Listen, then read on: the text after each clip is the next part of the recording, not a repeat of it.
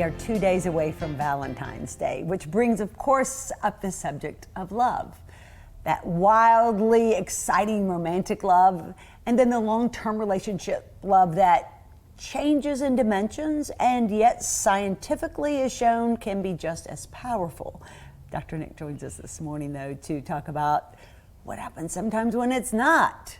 You know, they talk about those real solid relationships and how enriching they are and how they still desire each other and want to spend time with each other. And yet, you know, the reality is a lot of couples are not in that space.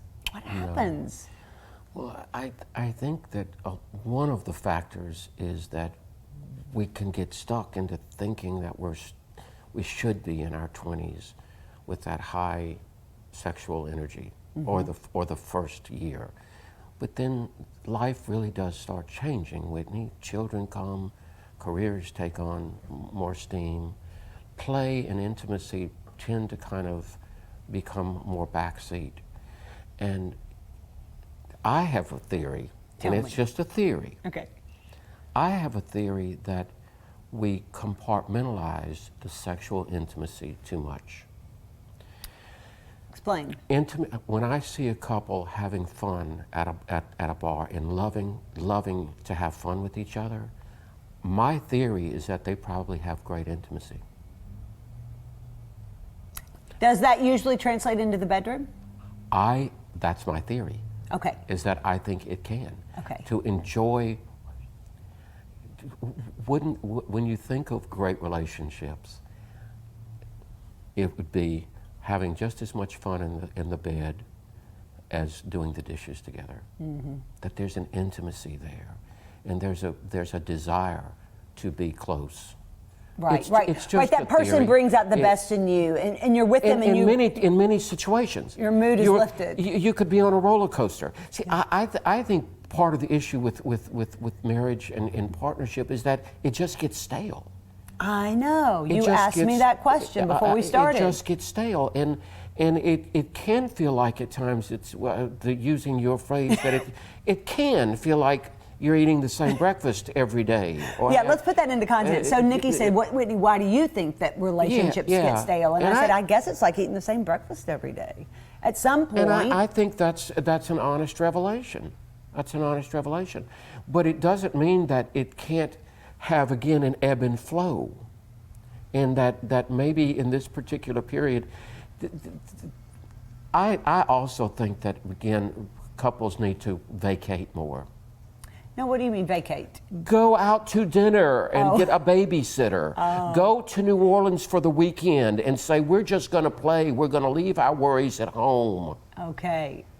Go to the beach, or go do things that are just intimacy, not provocative, but intimacy engendering. Yeah. You're in a space where you're just like, wow, it's just me and you. Sure. Let's have fun, and let's. Well, okay. Part of the problem is body. How we feel about our own, how we feel about our own, or how you feel about the other person. Yes, I think a lot of times we don't feel like the partner maybe is attracted to us anymore because we've gained weight. I think women particularly, help me if I'm being gender biased. Right.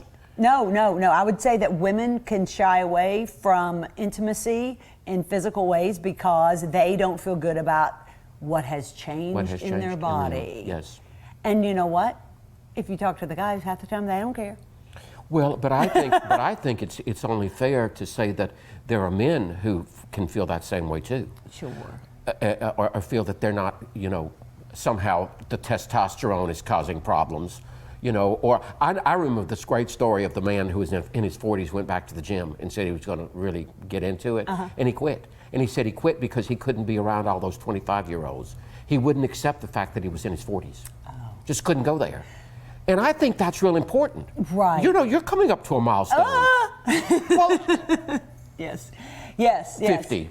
Yes. And I know you're never supposed to talk about that. I don't care. I don't care. When you look good at your age, I think you ought to talk about it. Bless you. Okay. I do have mixed feelings about it.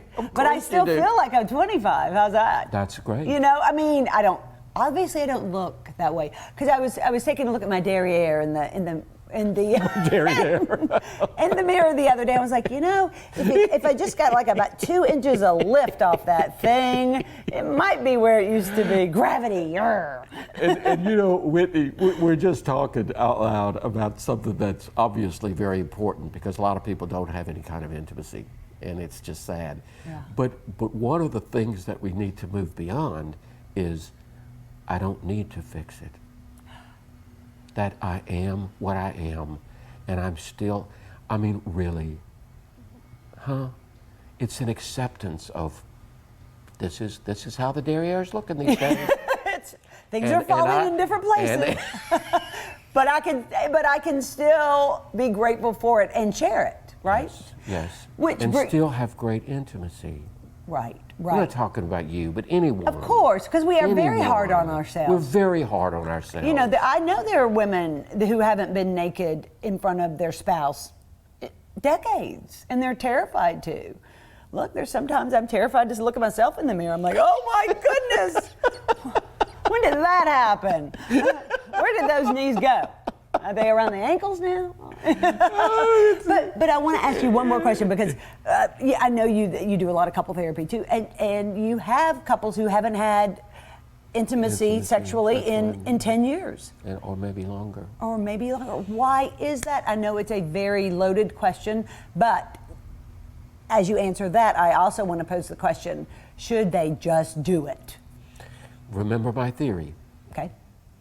If there's not that kind of intimacy, there's probably not any kind of intimacy in the rest of their lives. Which means, okay, let's have an enjoyable dinner and let's not fight. Which means you said something about you and Robert were going to get together and try to put up all the Christmas stuff. Yeah. That's intimacy. Oh.